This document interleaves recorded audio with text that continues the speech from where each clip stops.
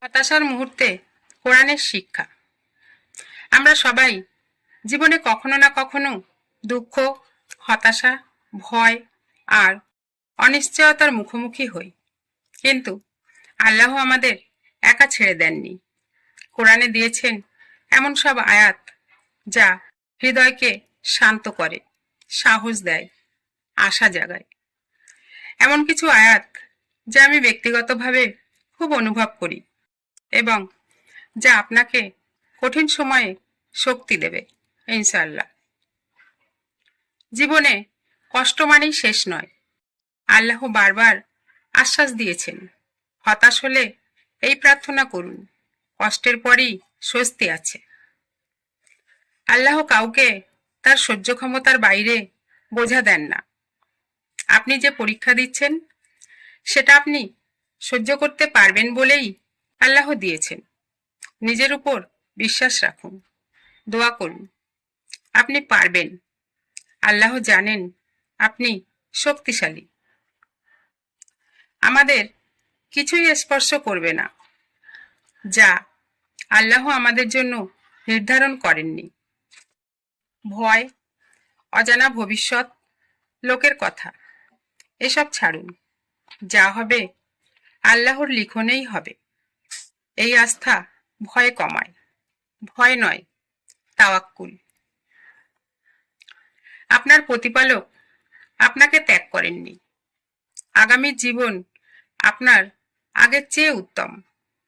যখন মনে হয় আল্লাহ আমাকে ভুলে গেছেন, তখন আশা রাখুন, সামনে ভালো কিছু আছে। আল্লাহ কখনো ত্যাগ করেন না। আল্লাহর স্মরণেই হৃদয়ের শান্তি। স্ট্রেস, উদ্বেগ, দুশ্চিন্তা সবকিছু কমাতে জিকির, দোয়া, কোরআন তিলাওয়াত অসাধারণ কাজ করে। হৃদয়ের শান্তি সমান সমান আল্লাহর স্মরণ। তোমরা আমাকে স্মরণ করো, আমিও তোমাদের স্মরণ করব। আমরা যখনই আল্লাহকে ডাকি, সেই মুহূর্তে আমাদের অবস্থাকে আল্লাহ গুরুত্ব দিচ্ছেন। এটা কত বড় সম্মান। হতাশ মুহূর্তে সরাসরি আল্লাহকে ডাকুন। আল্লাহ আপনাকে মনে রাখেন।